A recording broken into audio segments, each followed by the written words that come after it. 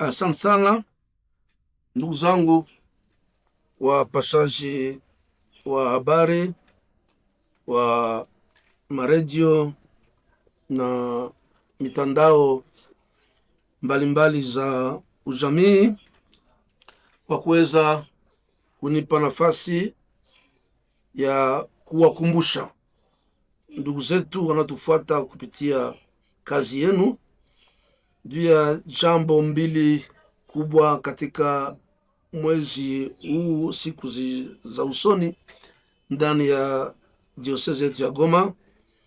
Jambo la kwanza ni misa kubwa takao kuwa nayo siku ya 3 ya juma kesho. Ni ukumbusho wa siku hiyo ndugu yetu, mtoto wetu Floribert Mwanachui, leo mwenye heri wa Eklesia Katolika, aliweza kuuawa hapa Goma. Ilikuwa tarehe 8 wa mwezi wa 7 mwaka 2007. Maana yake mwaka huu tunakumbuka tunasherehe miaka 19 tangu aweze kuuawa, na pia tarehe 8 ya mwezi wa 7 ni mwaka jana, inakuwa mwaka moja leo. Tuliweza kuzindua hapa Goma sanctuario ya mwenye heri Floribert Mwanachui bin Kositi, katika sanctuario ya kuabudu hapa kwetu Goma ndani ya katedrali ya zamani.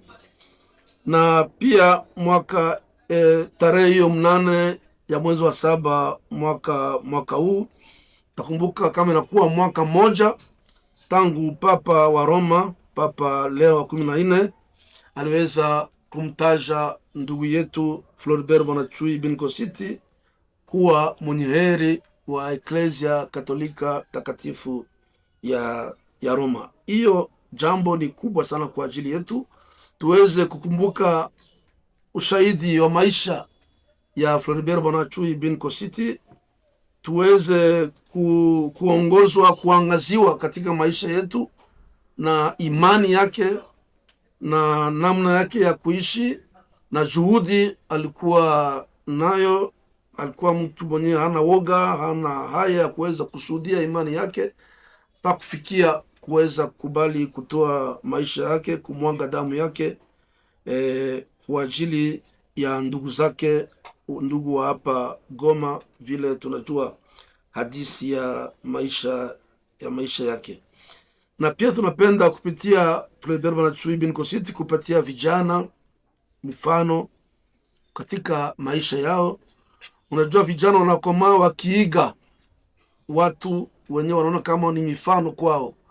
Tunapenda vijana wa leo waone wajue pia kama Floribert Mwanachui ni mfano kwao. Maisha yake inapashwa kuangazia vizuri kwa kutayarisha maisha yao ya kesho, na kwa ajili ya kuleta amani, usalama, maendeleo na uhaki ndani ya diocese yetu na ndani ya nchi yetu. Jambo la pili ni kutayarisha forum ya vijana, mkutano mkubwa wa vijana ndani ya diocese yetu ya Goma. Nilipofika katika diocese ya Goma sasa itaenea miaka 7, nilikuta hiyo mazoezi iliyokuwa mazoezi ya maskofu walionitangulia,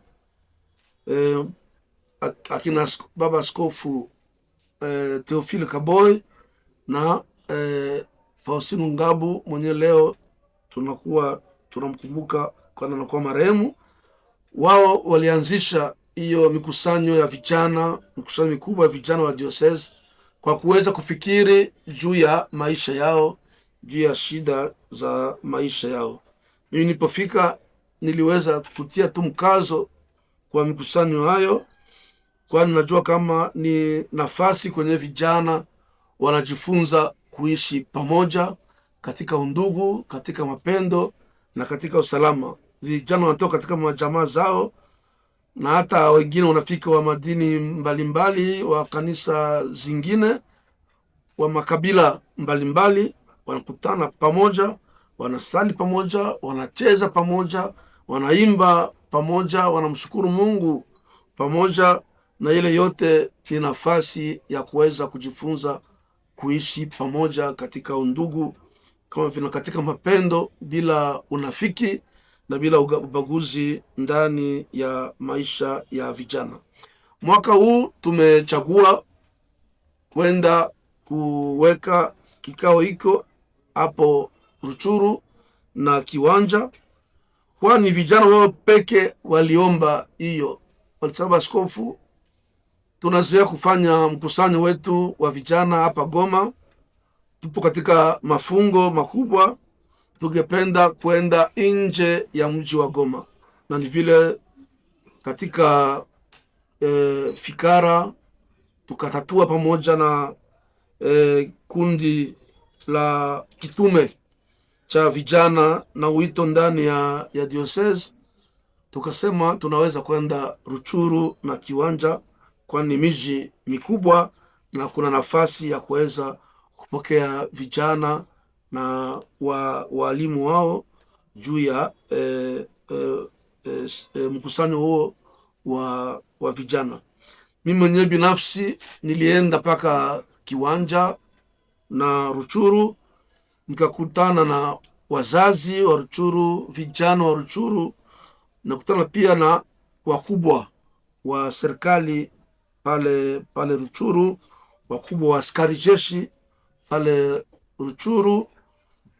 Nikawauliza kama wanaona je tuweze kuweka hapo mkusanyiko wa vijana, na wote walipokea habari hiyo na furaha. Wakatambia kama askofu, tunangoja vijana, tutakuwa na furaha ya kuweza kupokea, wasiogope kufa na njaa. Hapa Kiwanja na Ruchuru hatukosi chakula, udongo wetu unatoa vyakula, mimea mingi, vyakula vikosekane na nafasi ya kulala haikosekane. Watalala vizuri, wasiwe na oga, na watashughulika na amani na usalama hapa wakati watakapofika. Nile ni waliweza kunipatia hiyo agano, na mimi nikafikishia vijana kuambia kama mwaka huu ndugu zetu, wazazi wetu, wakuu wa serikali pale Ruchuru na Kiwanja wanatungoja tangu tarehe 15 mpaka tarehe 20 ya mwezi huu wa 7 tulimo pale Ruchuru na Kiwanja. Na wakati huo, katika mkusanyo huo, nitapenda kweli kuwaambia vijana wetu, tu katika shida ya vita inajulikana katika jimbo letu, vita ya kati ya serikali ya Kinshasa na serikali ya huku ya chama cha AFC M23. Tunaona kinyume cha vita hiyo, kila mara tunapoona ndugu zetu wanakimbia, wanatoka katika vijiji, wanakuja hapa Goma, tunasikia madrone zinaanguka juu ya manyumba kwenye kuwa watu. Tuna hiyo shida ya vita katika jimbo letu. Tunajua pia shida ya vijana kwa ajili ya maisha ya kila siku, ukosefu wa pesa, sababu ya mabenki zingali zinafungwa mpaka sasa. Kiwanja cha ndege cha Goma hakijafunguliwa mpaka sasa.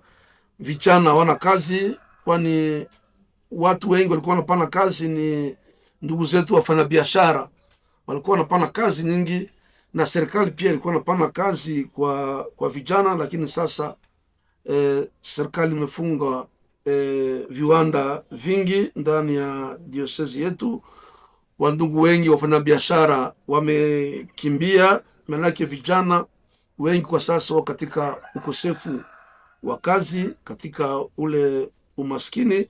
Hiyo shida tunaijua.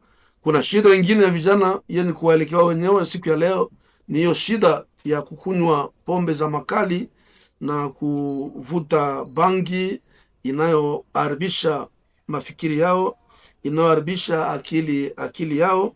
Tunajua hiyo magumu yote wako nayo, tunajua zile shida wako nazo, lakini sisi tunapenda kuwapatia habari na kuwapatia ujumbe ya kama japokuwa magumu ni mengi, Mungu hatuachilie, na tunapenda vijana wetu wawe na akili nzuri, wawe na dhamiri nzuri, waweze kuongozwa na Roho wa Mungu, waweze kuongozwa na Roho Mtakatifu, waongozwe, matendo yao iangaziwe na neno la Mungu, waweze kuwa vijana wa Kristo, vijana waamini, wenye kumjua Mungu, kumjua Kristo, wenye kufuata neno la Mungu na kushika fadhila za Kikristo, fadhila za uhaki, za ukweli, za undugu, za mapendo katika maisha yao, fadhila za amani, za usalama, za heshima kwa kila mtu, kuheshimia maisha ya mwanadamu,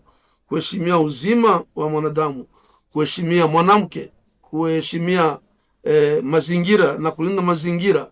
Tunapenda vijana wetu waweze kushika mafundisho yale na waishi wakiheshimia imani Katolika, wakiheshimia imani yao, wakiheshimia neno la Mungu na likiwaongoza katika maisha yao. Asante sana.